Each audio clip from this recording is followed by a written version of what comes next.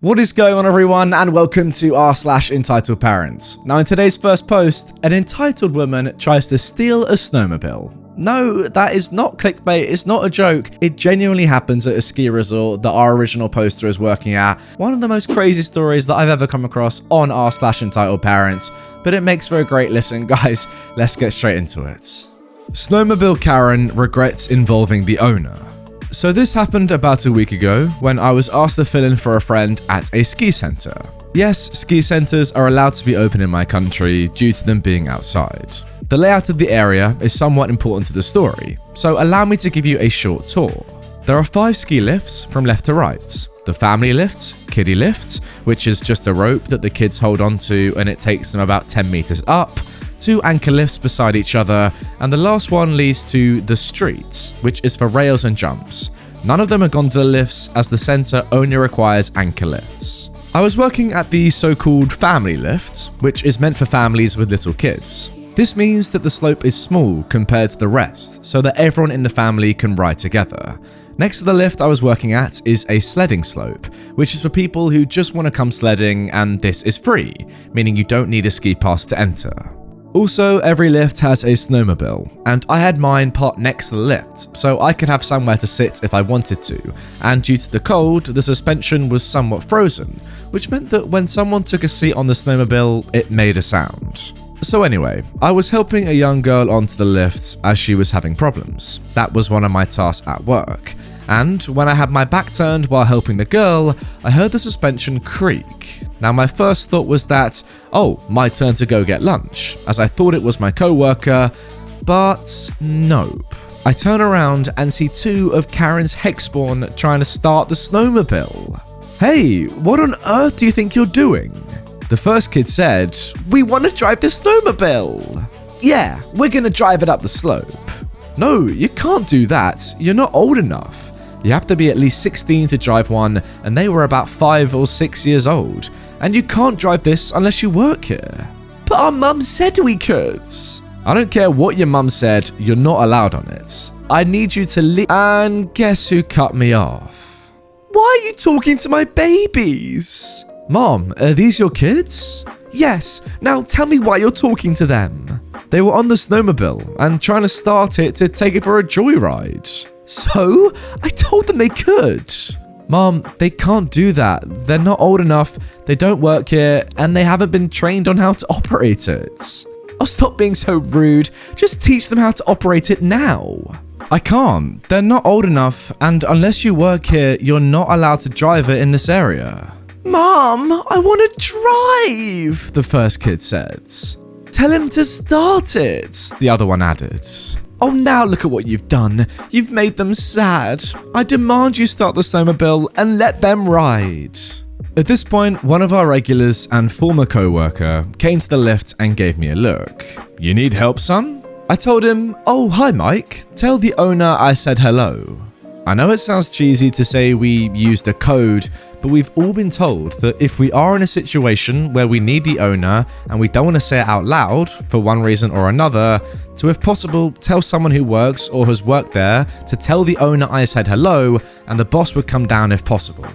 Anyway, he understood and he went up with the lift and down the slope towards the office. Now, during that 10-second window, the entitled Karen actually climbed the fence and joined her kids at the snowmobile to get it started. And then something struck me, and I don't know why I didn't notice it before, but not one of them was actually in ski gear. No helmets, ski boots, skis, or anything. And the Karen had actually left 2 sleds behind the fence. At this point, I was still somehow maintaining being polite. "Mom, why aren't any of you actually in ski gear?" "Because we decided to just go sledding." You can't be on this side of the gate if you aren't planning to ski though." "Yes, we can. We're paying customers. We ate inside the restaurant." "Well, that doesn't matter. You can't be here unless you're gonna ski." "Now shut it, you little idiot. We are paying customers, and that means we have the right to be here, and the right to ride the snowmobile." At this point, I lost it, and I decided to use my army voice. We actually have compulsory military service in my country. "Okay, that's it. Get off the snowmobile now." I commanded them, and they all looked shocked. I guess they never expected a reaction like that from me. How dare you talk to me like that? The Karen said, still shocked. You need to show your elders some respect. I cut her off. I've tried to be polite and to tell you kindly to leave the snowmobile, and yet you have refused. Do you realize that your kids could die or get injured, or even worse, kill or injure someone if they drove this thing? You and your kids need to leave, as you clearly have no right nor deserve the right to be here. At this point, she tried to play the victim card when a family of 6 came to the lift. Help! Help! This boy is harassing me and my babies! Luckily for me, the family didn't believe her when I explained the situation, and I assured them that I didn't need help. Now, the Karen decided that she would play the infamous "I know the owner" card. So she said, with a smug look on her face, "You know I know the owner, so unless you want to lose your job, I suggest you start this snowmobile." I don't know why she didn't care about my warning about her kids killing or injuring themselves or others. Oh, you know the owner? Yes. At this point, I saw the owner walking towards us as the regular had sent him. Well, here is your chance to explain to him why I should get fired, I said as I waved at him. I could see the Karen worry a little, but she quickly shook it off. The owner said, "So what is the problem here then?" Karen flew into a rant. "Your employee has been so rude towards me and my kids and refused to let my babies ride the snowmobile, even though I know we are allowed to do so as paying customers." "You are not allowed to because it is dangerous and wasteful. Also, I can see that none of you are dressed to be on this side of the fence, and thus I can assume you have not paid to be here." "Well, what about him?" she said as she pointed at me. "He is not dressed for skiing either." "Well, that is because he works here, and he should not be dressed for skiing." The Karen, slowly realizing that she is actually fighting a losing battle, decided to go for the harassment claim.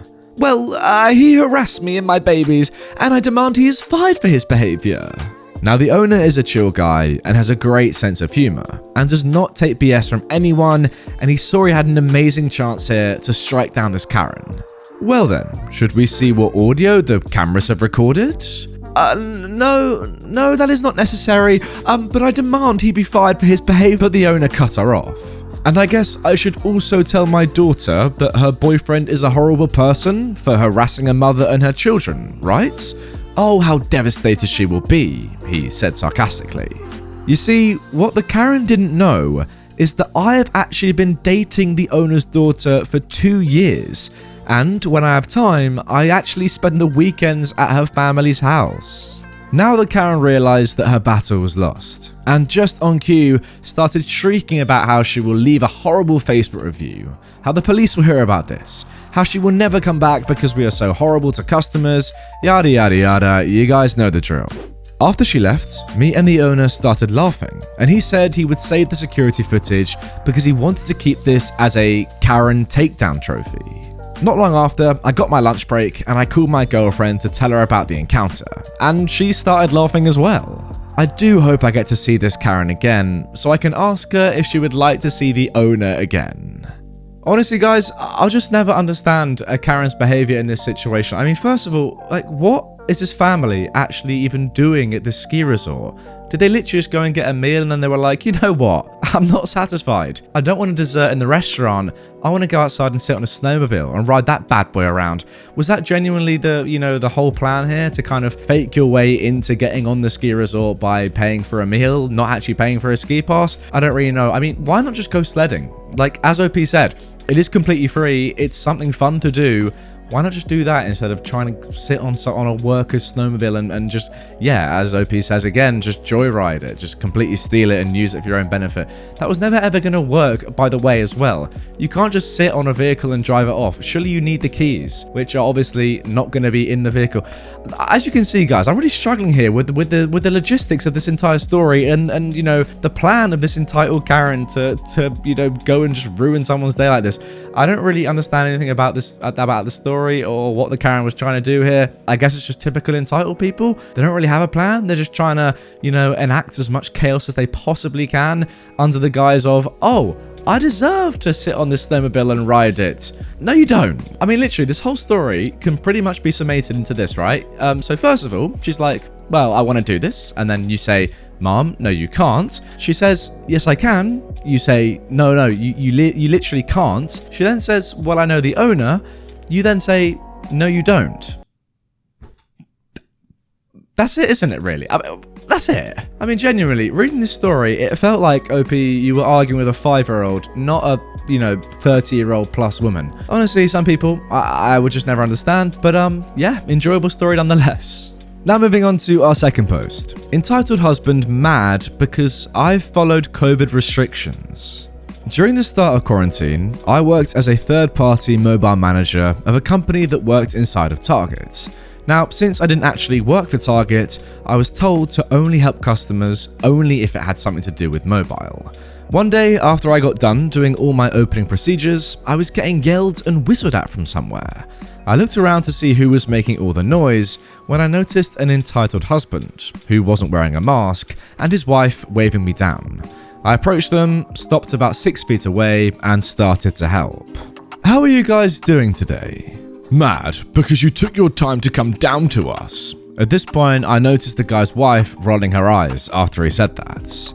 I'm sorry that you had to wait. What can I help you with? I need help getting a case on my phone. He says this as he's pointing at his phone, which looked like a cheap prepaid.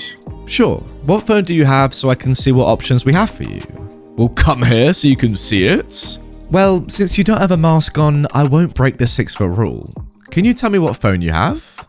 He starts to look mad, and then tries to hand me his phone. I look at him though and say, I'm sorry sir, but I will not be grabbing your phone because I don't want to spread anything if at all possible. He gets even more mad and actually starts turning a bit red. What's the big issue? Do you think I have the virus? Why would I be shopping if I had it? Honey, calm down. He's just doing his job, his wife says. No, he's just refusing to help me and come up with excuses. I'm spending my precious money here and he needs to help me. No, sir, I'm not refusing to help you. Like I said, because of the virus, I'm just trying to stay. No, you're a horrible associate. You work here and you need to help me how I want you to. Get me the manager now. At this point, I'm angry because this guy is just being ignorant. If this man just put on his mask, I wouldn't have had an issue about approaching closer. Now he wanted a manager, and well, me being me, I decided to just have a bit of fun. Sure, just give me a second. I spin in place, face towards him, and clap. I'm the manager, sir. How can I help? His eyes widen, and he starts to look defeated, while his wife is actually laughing after the stunt I just pulled. So, you're the manager? Yep, and I'll be glad to help you, but I won't be grabbing your phone or coming closer to you. Well, okay, the phone I have is an LG, I think. After he said that, I look at him with a big smug smile and say, oh, well, sorry sir, but we don't offer those cases. You can easily find them on Amazon though. After saying that, the guy's face got red again with anger. He grabs his wife's hand and stomps his way out of the store. I tell you what, that little spin around stunt that you did there, OP, that is very original and very good, I must say. I've actually not seen anyone else pull that. I mean, I've seen people go and say, yeah, you know what, I'll go and get the manager, walk into the office and then come right back out on their own, obviously showing that they are in fact the manager. But doing that whole spin around thing in just 1 second, this guy went from really confident and, about to complain to just being like, oh God, what have I done? I've embarrassed myself in front of not just my wife, but, probably some public consumers as well. What a day to not be alive. I need to leave right now. But yeah, great stuff. You made him embarrassed. And honestly, he was acting very entitled. So I think you were well in your right to do something like that. Anyway, guys, that is going to do it for this episode of Entitled Parents. I really hope you have enjoyed it. If you did and you are new to my channel, then please consider hitting the subscribe button. It's up here for you to just click on. Also, drop a like on the video if you did enjoy it a lot, because it really helps me, boost the videos in the YouTube algorithm. It shows my videos to more people, and we get some new subscribers, and I love you for it. And finally, if you want some more right away, then check out this playlist of all my Entitled Parents videos in there. You can binge that for what? Let me try and work out how long this playlist is. It's about 400 and something videos, so roughly, I guess, 4,000 to 5,000 minutes. So what's that? 100 hours, roughly? I think roughly maybe 90, 80 to 100 hours. It's a lot of time. So if you have a spare 4 or 5 days, check that out. Peace.